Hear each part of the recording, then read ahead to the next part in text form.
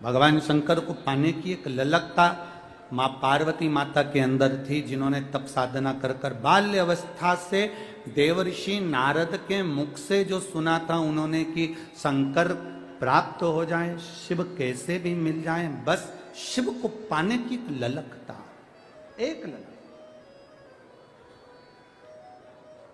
पाया।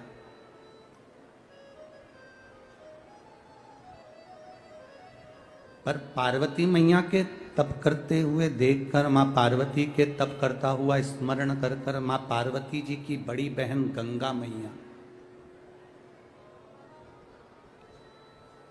मां गंगा जिन्होंने पार्वती जी को देखा तप करते हुए, देवऋषि नारद से पूछा कि मेरी छोटी बहन पार्वती तप कर रही है, तो गंगा जी ने पूछा कि आप बताओ कि ये तप क्यों कर रही है।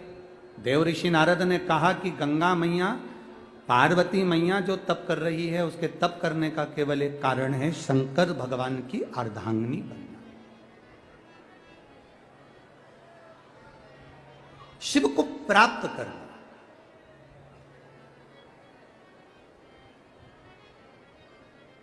शिव को अपना बनाना।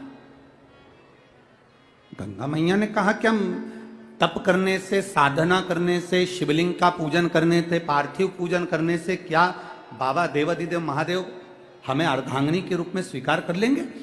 गंगा मैया से देवऋषि नारद ने कहा पार्वती मैया तप कर रही है तो अवश्य प्राप्त होंगे, क्यों नहीं होंगे। गंगा मैया ने पार्वती मैया जैसा तप प्रारंभ किया।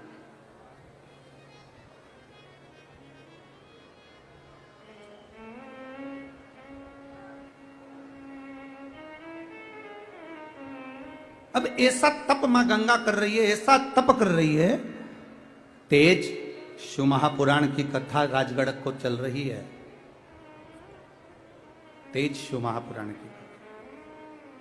जब तप प्रारंभ हुआ गंगा मैया का, जब तप बढ़ा गंगा मैया का, पार्वती जी के पास सूचना पहुंच गई, मां जगजननी के पास खबर पहुंची कि पार्वती, तुम्हारी जो बड़ी बहन है गंगा, वो गंगा शंकर की आराधना कर रही है और उसकी आराधना करने का जो तरीका है बिल्कुल तुम्हारे जैसा है। तुम जैसे आराधना कर रही हो वैसे ही गंगा आराधना कर रही है। अच्छा, पार्वती जी ने विचार करा कि शिवजी या तो मुझे अर्धांगिनी बनाएंगे या गंगा को अर्धांगिनी बनाएंगे, अब दोनों का तप बड़ा है तो करा क्या जाए। तब पार्वती जी ने विचार करा भी एक काम करती हूं कि गंगा आराधना छोड़ दे, ऐसा कुछ करा जाए। आज पार्वती जी एक वृक्ष के नीचे खड़ी हैं और उन्होंने अपनी सहेली से कहा, सुनो सखी, मैंने संतों के मुंह से सुना है जब कोई संत निकल कर जाते हैं और उन संत पर अगर भरा हुआ पानी का लोटा डाल दिया जाए तो संत प्रसन्न हो जाते हैं। अब ये पार्वती जी ने जो शब्द कहा, गंगा जी को अंदाजा नहीं लगा कि पार्वती मेरी आराधना को तोड़ना चाहती है। गंगा जी ने कान लगाकर वो शब्द सुन लिया।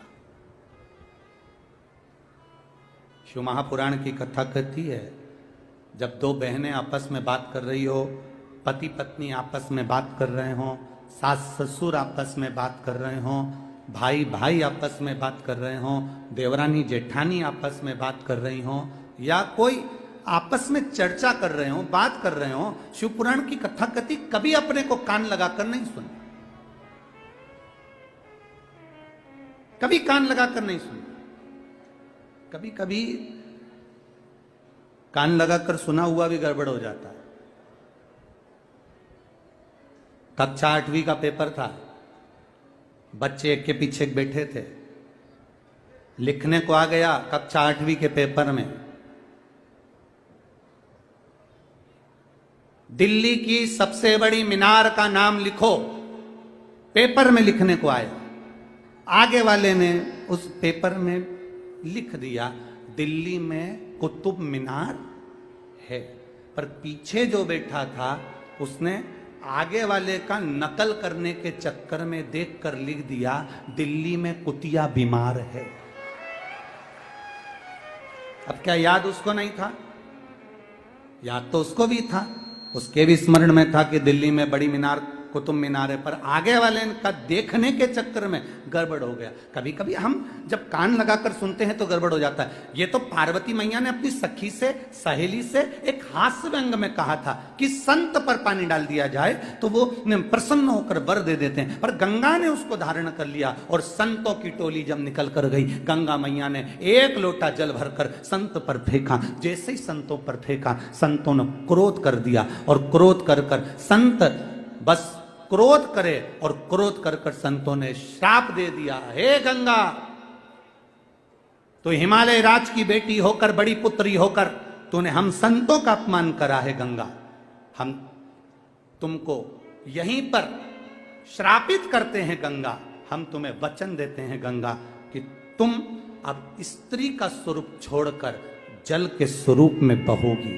अब तुम स्त्री नहीं, जल के वेग में बहोगी। गंगा की आंख में से जल बहने लगा। गंगा आंखों से आंसू बहा रही है। करंट आ रहा है इसमें माइक में। गंगा उसी समय पर गंगा की आंख में अश्रु आया, और गंगा की आंख में जब अश्रु आया, जब गंगा की आंखों में जब अश्रु आए, गंगा की आंख में जब अश्रु चला, तब क्रोध में आ गई गंगा। और गंगा क्रोध में आकर उसी समय पर पार्वती के पास पहुंची और पार्वती से जाकर कहा, पार्वती तूने मेरे साथ अच्छा नहीं कहा करा। पार्वती मैं तुझे श्राप देती हूं। गंगा जब पार्वती को श्राप देने लगी तो पार्वती मैया तो कुछ नहीं बोली, पर उसी समय पर भोलेनाथ प्रकट हो गए, मेरे शंकर प्रकट हो गए, मेरे शिव प्रकट हो गए। रुको गंगा, गंगा थोड़ा रुकिए। गंगा ने कहा, प्रभु मैंने आपकी आराधना करी, पार्वती ने आपकी आराधना करी। मैंने तप करा, पार्वती ने तप करा। मैंने आपकी आराधना करी, पार्वती ने आपकी आराधना करी। प्रभु इस पार्वती ने, मेरी छोटी बहन ने मेरे साथ छल करा, इसलिए मैं पार्वती को श्राप दूंगी। शंकर भगवान कहते हैं नहीं, इसको श्राप मत दो, क्योंकि ये मेरी अर्धांगिनी बनेगी। गंगा कहती हैं ये आपकी अर्धांगिनी बनेगी, तो मैंने भी तो तप करा भोले बाबा, और मेरे साथ छल करा पार्वती ने। शिव जी बोले पार्वती ने कोई छल नहीं करा। पार्वती ने तुमको बोला था क्या कि संत पर पानी डालना? पार्वती ने तुम्हें बोला कि संत पर पानी डालो? पार्वती ने तो केवल अपनी सहेली से व्यंग आत्मक रूप से, एक हंसी के रूप में अपनी सहेली से कहा था, और तुमने कान लगाकर सुन लिया। दोष तुम्हारा है गंगा कि तुमने कान लगाया।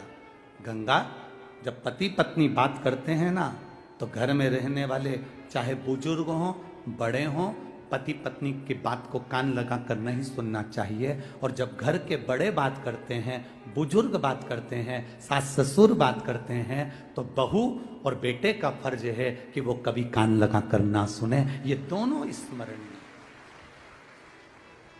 आपने गलती करी है गंगा, गलती, प्रभु क्षमा करिए, पर मुझे श्राप लगाए मैं पानी के रूप में रहूंगी। मैं भी तो आपको चाहती हूं, मैं भी तो आपसे स्नेह करती हूं, आप मुझे अर्धांगिनी नहीं बना सकते? शंकर भगवान ने कहा नहीं गंगा, मैं तुम्हें अर्धांगिनी नहीं बना सकता। प्रभु जैसा पार्वती के साथ आपका साथ है,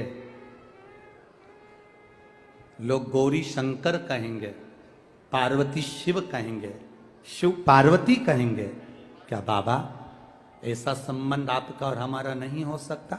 भगवान शंकर ने कहा गंगा तू चिंता मत कर,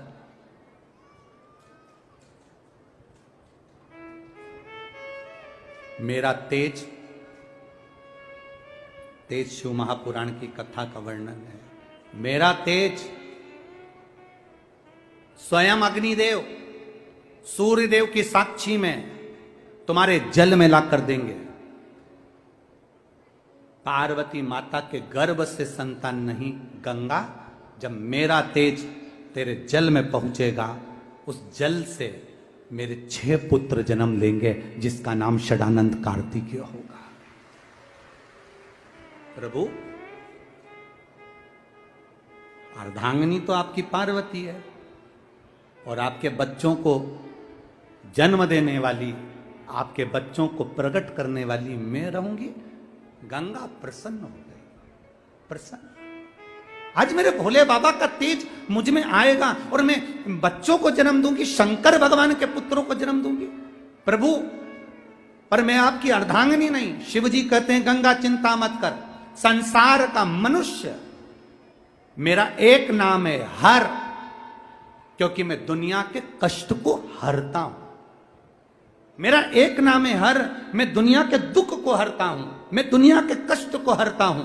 दुनिया का कोई व्यक्ति कहीं पर भी बैठकर हर हर गंगे जब कहेगा तो उसने कोटि पुण्य कमा लिए होंगे, ऐसा फल उसको प्राप्त होगा।